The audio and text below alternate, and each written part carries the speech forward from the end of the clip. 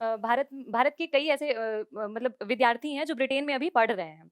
तो उनका वीज़ा से संबंधित कोई भी मुद्दा हो तो क्योंकि ब्रिटेन में ऐसा वीज़ा से रिलेटेड वो काफ़ी स्ट्रिक्ट हैं, तो उनको परेशानी होती है परमानेंट वहाँ रहने में स्टूडेंट्स। तो ब्रिटेन की सबसे बड़ी चुनौती ये है कि वहाँ की राजनीतिक अस्थिरता, जो कि परमानेंट बनी हुई है और वहाँ का जो विपरीत पार्टी लेबर पार्टी है, वो भारत के साथ कोई अच्छा रुख नहीं अपनाता है। पर आप मुझे बताइए कि जब हम बात करते हैं अंतरराष्ट्रीयवाद की, तो हमारे फैसले कहीं ना कहीं दूसरे राष्ट्र की इच्छा, उसकी कंफर्टेबिलिटी, उसकी सहजता, इस सबसे प्रभावित होते हैं या नहीं?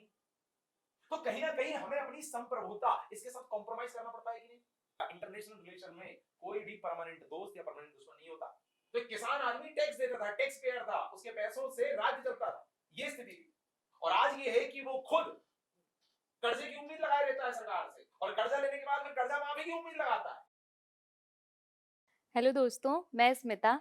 आज का मेरा एडिटोरियल है मुक्त व्यापार समझौते पे, जिसमें हाल ही में ये मुद्दा इसलिए उठा कि G20 की अभी समिति हुई, जिसमें से ब्रिटेन और भारत मतलब ब्रिटेन के प्रधानमंत्री ऋषि सुनक और प्रधानमंत्री नरेंद्र मोदी जी के बीच कुछ वार्तालाप हुई, जिसके तहत ये मुद्दा उभर कर आया है।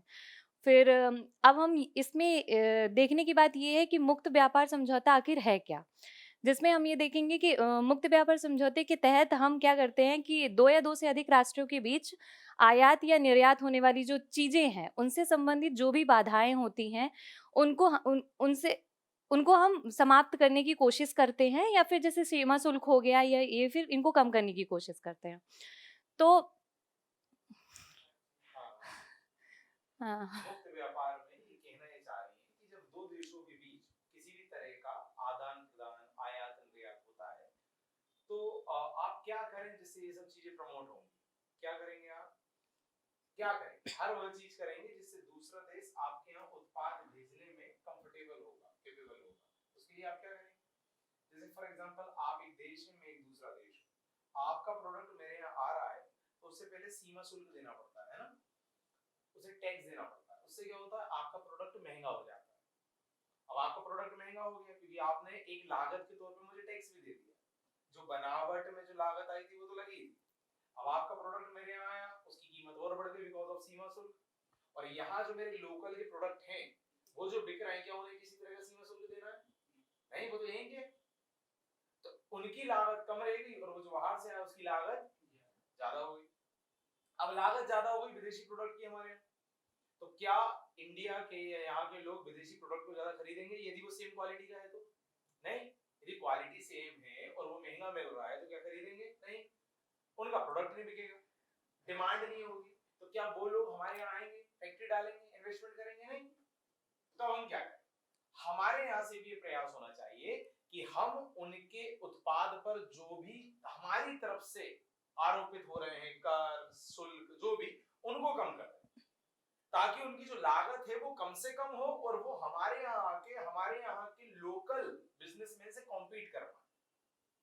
और हमें इतना सब करना क्यों है? आपको दूर से देख के लग रहा होगा कि भाई ये तो हमारा लॉस है, हम उसे रियायत दे रहे हैं, छूट दे रहे हैं, इसमें हमें क्या? भाई हमें ये है कि विदेशी कंपनी जब यहाँ आएगी तो एक सकारात्मक प्रतिस्पर्धा का माहौल क्रिएट होगा। इकोनॉमी में प्रतिस्पर्धा क्या करती है? गुणात्मक अभिवृद्धि करती है।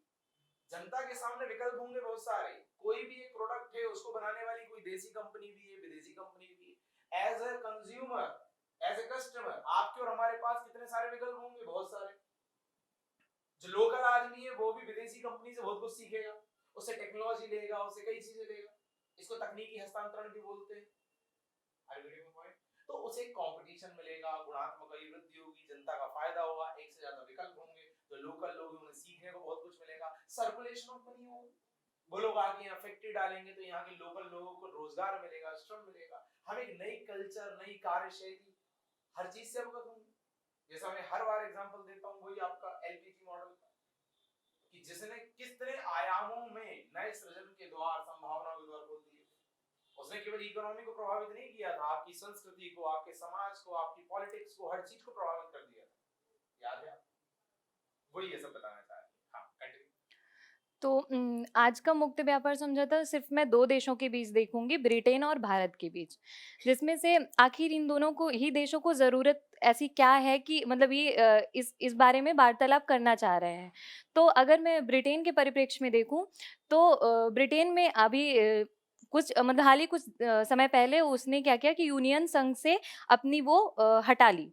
वहाँ से हट गया। उसे ये लगा कि यूनियन संघ में रहते हुए शायद मैं अपनी इकोनॉमी नहीं बढ़ा पा रहा हूँ और इससे अलग होने के बाद शायद मैं अच्छे से अपनी इकोनॉमी बढ़ा सकता हूँ, रोज़गार ये सब कुछ अच्छे से कर सकता हूँ। लेकिन इसका विपरीत असर पड़ा। कारण इसका सबसे बड़ा ये हुआ कि अचानक से कोरोना महामारी भी आ गई और फिर वो रशिया-यूक्रेन वॉर हो गया। तो कहीं न कहीं वो जिस मंशा से उसने ये किया, वो उसका विपरीत प्रभाव पड़ा और वो अचानक से उसकी इकोनॉमी गिरती जा रही है, बेरोज़गारी और वो सब कुछ। तो ये एक बहुत बड़ा कारण है उसका कि अब वो दूसरे देशों को देख रहा है कि मैं किससे एक विश्वसनीय वो साझेदारी कर सकता हूँ। फिर एक दूसरा कारण ये भी है कि कई दशकों से हमने देखा था कि ब्रिटेन और चाइना के बीच काफ़ी लंबा और काफ़ी बड़ा वो व्यापारिक साझेदार एक-दूसरे के रहे हैं। लेकिन कुछ दिनों पहले ये हुआ कि चाइना में रहने वाले कुछ उइगर मुसलमान थे, जिनके जिनके स जिनसे जिन मतलब जिनके साथ सॉरी वही वही हाँ। जिनके साथ चाइना का बहुत ही मतलब बहुत ही कट्टरवादी व्यवहार था क्योंकि कहीं न कहीं जो चाइनीज़ हैं वहाँ के उनको चाइना सरकार को ये लगता है कि ये एक सुन्नी मुसलमान है और ये काफ़ी कट्टरवादी है, ये कभी भी कुछ भी कर सकते हैं। तो इस एक एक कारण के कारण वो उनको दबा के वहाँ रखना चाहते हैं, जो कि इसका पूरा विरोध ब्रिटेन ने सबके सामने किया कि ये एक मानवाधिकार का सीधा-सीधा उल्लंघन है, जो कि इसका असर उन दोनों के रिश्तों में पड़ा। वो कहीं न कहीं अब चाइना ब्रिटेन को एक ऐसा समझ रहा है कि ये मेरे आंतरिक हस्तक्षेप में कुछ ज़्यादा मतलब मेरे आंतरिक उस पे ज़्यादा घुस रहा है ये। तो कहीं न कहीं उन दोनों के बीच एक मतभेद शुरू हो गया, तो इसका सीधा असर उनके व्यापार में पड़ रहा है। तो तो ये एक बहुत बड़ा कारण है। तो अब कहीं न कहीं चाइना के साथ अगर किसी का संबंध खराब हो रहा है, तो अब ब्रिटेन को चाहिए कोई एक ऐसा इंसान मतलब एक इंसान एक ऐसा एक देश ऐसा देश चाहिए जो विश्वसनीय हो और जिस पे शायद कि कभी भी आँख मूंद के भी भरोसा किया जा सके कि कुछ भी हो जाएगा, ये अपने व्यापार में कोई वो नहीं आने देगा। तो सबसे अभी उभर के तो भारत ही आ रहा है ऐसा। अब समितियाँ भी होती हैं बड़ी-बड़ी, तो उन समितियों में भी मतलब कोई भी बड़े-बड़े आर्थिक मंच भी होते हैं, उन सब में भी ब्रिटेन कहीं न कहीं अगर डायरेक्ट सपोर्ट नहीं कर पाता, तो इनडायरेक्ट वो भारत का करता है। तो वो रुख देख के और उसका ये बिहेवियर देख के हमें लगता है कि वो हमारे साथ आगे मतलब संबंध बनाने की सोच रहा है। देखिए 2 बातें। चाइना की जो इन्होंने कहानी सुनाई कि भाई चाइना के कुछ लोग हैं, एक वर्ग विशेष मुसलमान का जिसे वो दबा के रखता है, ब्रिटेन ने उसके खिलाफ मुखर होके बोला, तो ये सब चाइना को ये बुरा लगा, रिश्ते बिगड़ गए। ये जो मुद्दा ये डिस्कस कर रही है, इस मुद्दे को नाम दिया जाता है संप्रभुता बनाम अंतरराष्ट्रवाद। मैं थोड़ा वहां आपका ध्यान आकर्षित करना चाहता हूं ताकि इसी से संबंधित दुनिया में जो दूसरे पहलू हैं आप उन्हें थोड़ा समझ पाए। संप्रभुता मतलब अंतरराष्ट्रवाद क्या होता है? संप्रभुता बनाम अंतरराष्ट्रवाद, सॉरी, संप्रभुता बनाम अंतरराष्ट्रवाद क्या होता है? देखिए, आप सभी जानते हैं कि आज का युग वैश्वीकरण का युग है। कई देश आपस में अंतर संबद्ध हैं, राइट? मानते हैं आप ये बात? कई देश आपस में अंतर संबद्ध है, इसे क्या कहा जाता है? वैश्वीकरण, ग्लोबलाइजेशन कहा जाता है। अब दो देश आपस में अंतर संबद्ध है। अब जब अंतर संबद्ध हैं, तो इन दो देशों को अपने अपने डिसीजंस में एक दूसरे की भी फिक्र या एक दूसरे का भी ख्याल या एक दूसरे की भी इच्छाओं को मानना, ये सब करना पड़ेगा या नहीं? एक दूसरे को कंफर्टेबिलिटी देने के लिए, हाँ या ना? तो अंतरराष्ट्रवाद यदि लाना है तो कई बार हमें संप्रभुता से समझौता करना पड़ता है। संप्रभुता का मतलब क्या होता है? संप्रभुता का मतलब होता है मैं अपने निर्णय बिना किसी आंतरिक और बाहरी दबाव के लूं। इसी को संप्रभुता कहते हैं ना अपन, कि हमारे निर्णय स्वतंत्र होंगे सर, हम किसी बाहरी ताकत के हस्तक्षेप में उसके दबाव में फैसला नहीं करेंगे। पर आप मुझे बताइए कि जब हम बात करते हैं अंतरराष्ट्रवाद की, तो हमारे फैसले कहीं ना कहीं दूसरे राष्ट्र की इच्छा, उसकी कंफर्टेबिलिटी, उसकी सहजता, इस सब से प्रभावित होते हैं या नहीं? तो कहीं ना कहीं हमें अपनी संप्रभुता इसके साथ कॉम्प्रोमाइज करना पड़ता है कि नहीं? अरे getting my point? तो ये मुद्दा संप्रभुता बना अंतरराष्ट्रवाद का है। मैं एक एग्जांपल देता हूं। अमेरिका और ईरान के बीच जब टकराव हुआ, सुनिएगा कारण, तो अमेरिका ने भारत को कहा कि आप ना जो ईरान से ऑयल लेते हो, जो तेल लेते हो, वो लेना बंद कर दो। ऐसा क्यों किया अमेरिका ने? अमेरिका ने देखा कि ईरान से अच्छा खासा ऑयल खरीदता है भारत। अब चूंकि भारत उससे खरीदता है तो ईरान की आमदनी होती है, ईरान की इनकम हो रही है, और आर्थिक स्थिति मजबूत होगी तो और ताकतवर होगा। तो अतः मैं चाहता हूं कि इसकी आर्थिक स्थिति कमजोर हो जाए। तो उसके सारे कस्टमर को बोला कि तुम इनसे लेना बंद कर दो, यदि हमसे दोस्ती रखनी है तो इससे लेना बंद कर दो। ऐसी बात।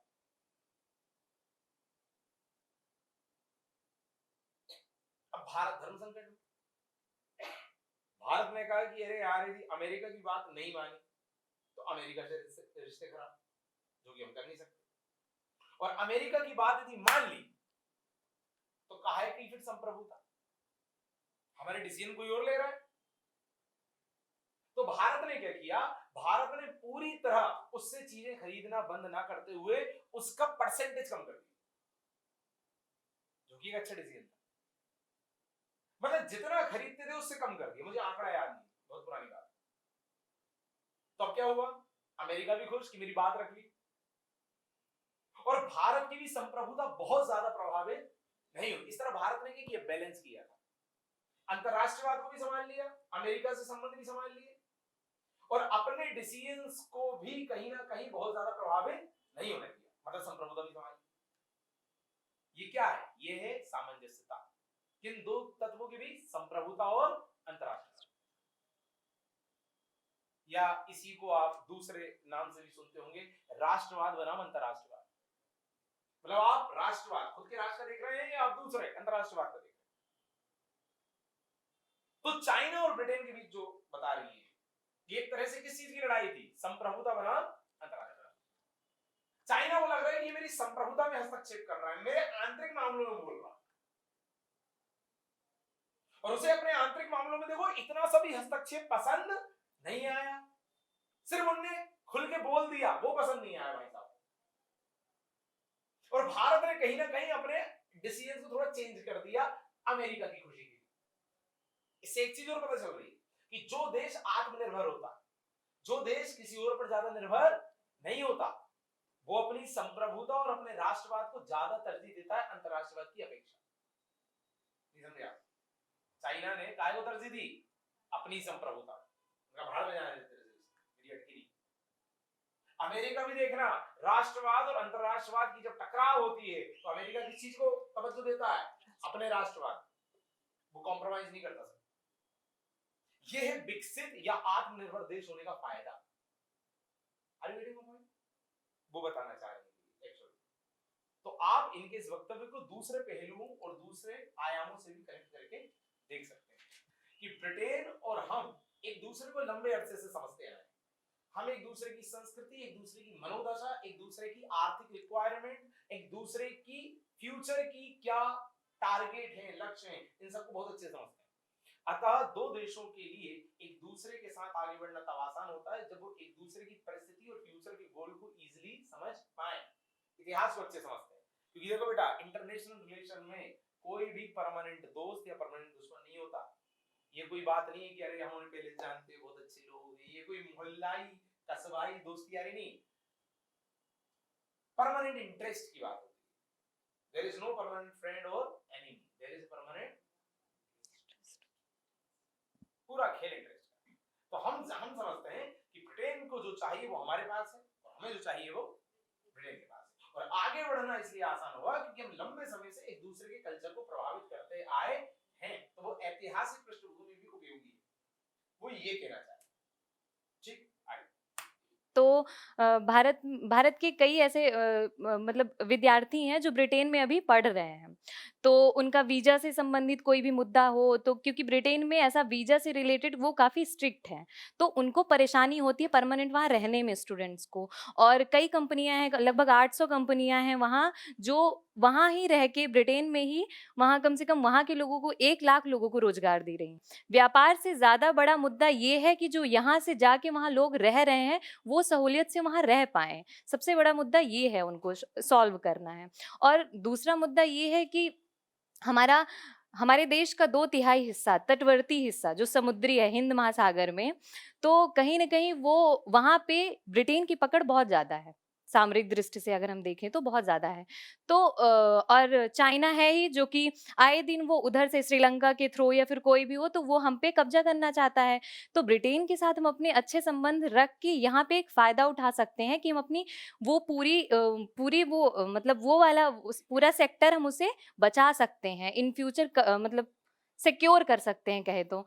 वीज़ा संबंधित मुद्दा और ये हिंद महासागर में अपनी सुरक्षात्मक संबंधी कोई ये दोनों मुद्दा सबसे अहम है। हम इस वजह से ही ब्रिटेन के साथ एक फ्री ट्रेड वॉर मतलब फ्री ट्रेड करना चाह रहे हैं। तो अगर हम देखें कि चुनौतियाँ आखिर वो लोग कर क्यों नहीं पा रहे हैं अभी तक? क्योंकि दिमाग में दोनों देशों के बहुत पहले से था, ये मुद्दा कोई आज का है नहीं, हिंद महासागर वाला भी। पर आखिर चुनौतियाँ ऐसी क्या आ गई कि ये लोग कर नहीं पा रहे हैं। तो ब्रिटेन के उसमें देखें तो ब्रिटेन की सबसे बड़ी चुनौती ये है कि वहाँ की राजनीतिक अस्थिरता, जो कि परमानेंट बनी हुई है और वहाँ का जो विपरीत पार्टी लेबर पार्टी है, वो भारत के साथ कोई अच्छा रुख नहीं अपनाता है। इस वजह से ही भी शायद वो लोग इसके मतलब भारत के प्रति जो भी व्यापार है, उससे लिए पॉज़िटिव अप्रोच नहीं रखते हैं। और एक ये बहुत बड़ा कारण है उनका इस पे निर्णय ना ले पाने का और दूसरा एक ये भी कारण है कि भारत की जो इकोनॉमी है वो मिक्स्ड मतलब कि मिश्रित अर्थव्यवस्था है। तो कहीं न कहीं हमारे यहाँ के अगर हम किसी से मतलब मुक्त व्यापार समझौता करते भी हैं देश से, तो सबसे ज़्यादा नुकसान हमारे यहाँ रहने वाले किसानों को पड़ता है और अभी हम विकासशील ही देश हैं, ऐसा कोई बहुत विकसित हो नहीं गए हैं। कि हमारे यहाँ सब टेक्नोलॉजी हो या फिर कोई भी सेक्टर हो वो इतना डेवलप हो गया है कि हम ईज़िली कर सकते हैं फ्री ट्रेड, लेकिन ऐसा हो नहीं पा रहा है। तो किसान और जो छोटे-छोटे सूक्ष्म लघु उद्योग हैं, सबसे बड़ा कहीं न कहीं ये हमारे मुक्त व्यापार में सबसे ज़्यादा बाधा यही दोनों चीज़ ज़्यादा उत्पन्न कर रही हैं। तो ये चुनौतियाँ हैं दोनों ही देशों की अपनी-अपनी। तो इसके निराकरण के लिए हम ये देख सकते हैं कि ब्रिटेन को तो कहीं न कहीं अब देखने में ऐसा आ रहा है कि इन फ्यूचर वहाँ राजनीतिक स्थिरता हो सकती है, तो वो शायद हमारे मतलब इस पक्ष में सोचें और डिसीज़न ले सकते हैं। लेकिन भारत के संदर्भ में अगर देखें तो भारत को मुक्त व्यापार करने से पहले हमें हमारे किसानों को और जो छोटे-छोटे उद्योग हैं, इनके लिए कुछ काम करना पड़ेगा। जैसे किसान हैं, उनको हमको सब्सिडी प्रोवाइड करानी पड़ेगी ताकि वो मतलब उनकी लगने वाली जो लागत है वो इन सब को बिना सोचे ज़्यादा से ज़्यादा उत्पादन कर सकें और दूसरा जो सूक्ष्म लघु उद्योग हैं उनको हमें कम ब्याज पे उन्हें ऋण प्रोवाइड कराना पड़ेगा ताकि वो मतलब प्रोडक्शन वाला काम स्पीड से कर सके। तो इन दोनों ही पक्ष को ज़्यादा नुकसान नहीं उठाना पड़ेगा क्योंकि अगर हम किसी भी देश से मुक्त व्यापार करते हैं तो कहीं न कहीं चीज़ें टैक्स मतलब टैक्सेशन मतलब टैक्स ज़ीरो हो जाता है, तो टैक्स ज़ीरो या फिर कम होता है, तो क्या होता है कि चीज़ें हैं, आसानी से आ जा सकती हैं, मतलब ऐसा कोई बहुत बड़ा वो रूल या फिर बहुत टैक्स नहीं पे करना पड़ता है। तो जब चीज़ें हमें आसानी से मिलेंगी, तो यहाँ पे वो कम रेट में बिकेंगी और अगर यहाँ कम रेट में बिकेंगी कम रेट में बिकेंगी, तो जो हमारा यहाँ का मतलब हमारे खुद देश में जो चीज़ें उत्पादित हो रही हैं, यहाँ के लोग किसान उत्पादित कर रहे हैं, पर उनकी तो लागत बहुत ज़्यादा है, उनके पास तो ऐसा कोई हाई टेक्नोलॉजी और ये सारी चीज़ें हैं नहीं। तो वो चीज़ें मतलब जो स्वदेशी उत्पादन कहीं न कहीं बहुत ज़्यादा प्रभावित होगा इससे। सीधी सी बात है, कोई बाहरी कंपनी आके हमारे लोकल के लोगों को प्रतिस्पर्धा यदि देगी, तो उस प्रतिस्पर्धा का सामना करने के लिए हमारे लोकल लोगों को भी तैयार करना पड़ेगा। जैसे अभी मैंने एग्जांपल दिया कि आप उन्हें कुछ छूट दीजिए ताकि वो आके यहाँ कॉम्पीट कर पाएं। एट द सेम टाइम यहाँ के लोगों को भी छूट दीजिए कि वो उनको झेल पाएं। मतलब हमें दोनों को समान स्तर पर लाना है ताकि प्रतिस्पर्धा का पैमाना सही हो। रिपीटिंग पॉइंट जिसमें मैंने बोला ना कि आयात शुल्क हटा दो, क्यों? उनकी लागत ज्यादा ना हो और वो कम्पीट कर सके। इसी तरह ये कहना चाह रहे हैं कि यहाँ के भी जो कमजोर लोग हैं, जिनकी लागत ज्यादा आती है, जिनमें मेहनत बहुत लगती है, जो कम्पीट करने की स्थिति में नहीं है, उन्हें भी पहले से ताकत देके मजबूत करके रखो ताकि जब प्रतिस्पर्धा हो, जब संघर्ष हो, तो दोनों बराबरी के स्तर पर हो, दोनों का स्तर बराबर हो। ये कहना चाह रहे हैं। हाँ, तो इससे ये होगा कि अगर मतलब अगर हम ऐसा करते हैं तो लाभ तो सबसे बड़ा ये होगा कि हमारे यहाँ अगर हम अपना मतलब हमारा बाज़ार जो है वो और ओपन होगा। इससे ये होगा कि अगर हम मुक्त व्यापार की तरफ रुख अपनाते हैं तो ज़्यादा से ज़्यादा निवेश के चांसेस बढ़ेंगे हमारे यहाँ। हमारे देश में ज़्यादा से ज़्यादा निवेश होगा तो हमारी कहीं न कहीं जो हमारा एक लक्ष्य है कि हम विकसित देश बनने का 2047 का उसकी तरफ अग्रसरित होंगे। और इस वैश्वीकरण के समय पे कहीं न कहीं हमें उदारवादी ये वाला रुख अपनाना ही पड़ेगा। ज़्यादा से ज़्यादा हमारी सिचुएशन ज़रूर थोड़ी कमज़ोर है, वो किसान के क्षेत्र में हो या फिर ये सूक्ष्म एवं लघु उद्योग हों, थोड़ी कमज़ोर है, लेकिन हमें उनको मतलब उनसे मुँह नहीं मोड़ना पड़ेगा, उन पे हमें ज़्यादा से ज़्यादा काम करना ही पड़ेगा, तभी हम एक विकसित देश बन पाएँगे। बहुत बढ़िया, इन्होंने एक सजेशन भी दिया है कि आप क्या करें कि मुक्त व्यापार बढ़िया हो, और उसमें ये अपन नाम भी मेंशन कर सकते हैं, जैसे मुद्रा योजना। केंद्र सरकार ने मुद्रा योजना चलाई, क्यों चलाई? भाई जो नए स्टार्टअप हैं उन्हें 50,000 से लेकर 10 लाख तक, आई थिंक 10 लाख नहीं, 50,000 से 10 लाख तक का लोन उपलब्ध कराना, ताकि कोई नया स्टार्टअप डाल सके। क्या है? आर्थिक सहयोग। आप ये जो क्षेत्रीय ग्रामीण बैंक देखते हो, तरह तरह के बैंक देखते हो जो कि ग्रामीण क्षेत्रों में खोले गए हैं किसानों को सस्ती दर पर लोन देने के लिए। आप ये जो सरकार की स्कीम देखते हो कि कर्ज माफी कर देती है, क्यों कर देती है? ताकि वो मजबूत स्थिति में आ सके। पर यहाँ हम एक सजेशन और देना चाहेंगे कि कर्ज माफी और इस तरह की क्रियाकलाप कोई परमानेंट सॉल्यूशन नहीं। नहीं है। आपको इस तरह का कोई काम करना पड़ेगा कि उनकी समस्याओं का एक परमानेंट निराकरण निकल सके। क्या स्थिति थी कि इसी देश में एक समय पर कृषि जो है वो अर्थव्यवस्था के केंद्र में विद्यमान थी। चाहे वो वैदिक काल लो, चाहे वो मगध काल लो, मौर्य काल लो, उसके बाद का लो, मुख्य अर्थव्यवस्था क्या थी? एग्रीकल्चर। पूरा एंशिएंट हिस्ट्री आप पढ़ते हैं सर, अर्थव्यवस्था का आधार क्या था? कृषि। और कृषक आदमी टैक्स देता था। भाई साहब अलाउद्दीन खिलजी के काल आते आते 50% तक दिया उसने टैक्स। 33% तो आम था, मतलब टोटल इनकम का 33% टैक्स दे रहे हो। और ये हम कब से देख रहे हैं? उत्तर वैदिक काल से बलि नाम का टैक्स देता था वो। तो एक किसान आदमी टैक्स देता था, टैक्स पेयर था, उसके पैसों से राज्य चलता था। ये स्थिति थी। और आज ये है कि वो खुद कर्जे की उम्मीद लगाए रहता है सरकार से, और कर्जा लेने के बाद फिर कर्जा माफी की उम्मीद लगाता है। इतनी दयनीय स्थिति है आज उसकी। क्यों? क्यों? क्योंकि हर राजनेता ने अपनी राजनीतिक रोटी सेकने के क्रम में किसानों की मदद केवल उतनी की जितने में उसकी वोट बैंक चमक जाए। परमानेंट सॉल्यूशन किया ही नहीं। इतना कर्ज माफ कर देंगे, अरे भाई कर्ज माफ कर दोगे वो अगले साल फिर कर्जदार हो जाएगा, फिर तुम कर्ज माफ करना। 2009 में भी किया था यूपीए ने, उसके बाद कमलनाथ जी मध्य प्रदेश में आए थे, उन्होंने वादा किया था, उन्होंने किया। और लगभग हर सरकार, हर पार्टी करने का प्रयास करती है केवल वोट बैंक अपनी तरफ खींचने की। क्या करो आप? Permanent solution. उसमें टाइम लग सकता है, उसमें सच में मेहनत लगेगी, हो सकता है तुरंत परिणाम ना मिले, हो सकता है उसका तुरंत में फायदा आपको राजनीतिक रूप से ना मिले, पर सॉल्यूशन तभी है। आप सोचिए ना सर, चंद्रगुप्त मौर्य या सुदर्शन झील का निर्माण कराता है। आप देखिए ना, मौर्य काल में सातवाहों की नियुक्ति की जाती है किन लोगों के लिए? व्यापारी लोग जब एक स्थान से दूसरे स्थान जाएंगे व्यापार करने के लिए, तो कहीं कोई लुटेरे उन्हें लूट ना ले, उनकी प्रोटेक्शन के लिए सातवाह नियुक्त किए गए थे राजा द्वारा। और यदि फिर भी कोई लुटा जाता है या किसी तरह का नुकसान होता है तो उसकी भरपाई कौन करता था? राजा करता था। तो सुदर्शन झील का निर्माण करना मतलब एग्रीकल्चर में सपोर्ट, सातवाह की नियुक्ति करना मतलब व्यापारियों को सपोर्ट।